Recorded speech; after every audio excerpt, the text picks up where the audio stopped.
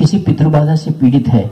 जैसे कि हमारे बच्चे नहीं पढ़ रहे हैं, पति पत्नी का मनमुटाव है, घर में धन नहीं रहता, दरिद्रता है, काम नहीं मिलता, काम करने पर हमें कोई सफलता नहीं मिलती, कितने कर्म करने पर भी हमें सफलता नहीं मिलती, और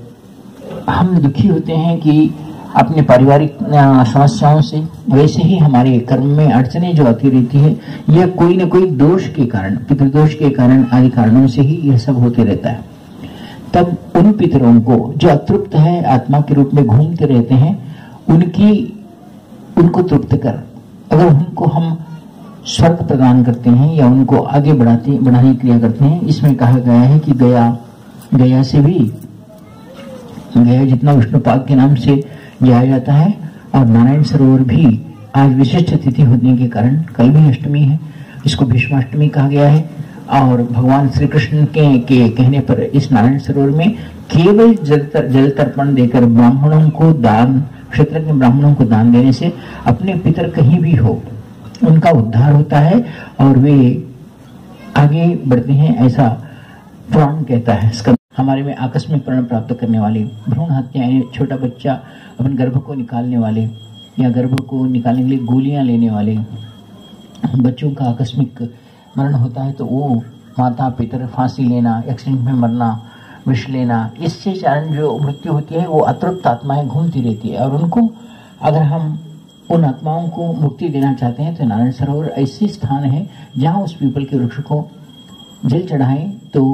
हम उनको मुक्ति देते हुए प्राप्त हैं मुक्ति। सच बात तो एक काल की, एक समय की बात है। कहा जाता है कि उस पीपल के वृक्ष को विशिष्ट बगलामुखी और नारायण मंत्र से मंत्र देते हुए जल चढ़ाते हैं तो मैं अपने पितरों को किसी कारणवश, अब बहुत सारे लोगों को ऐसे रोग से पीड़ित हो जिसका क्यूर न हो, जिसको उस रोग का निवारण न हो, और हमने बहुत सारे देखे कि अपने घर में कितना प्रयत्न करने पर भी, सब होने पर, सब रहने पर भी घर में शांति नहीं होती। जैसे पैसा है,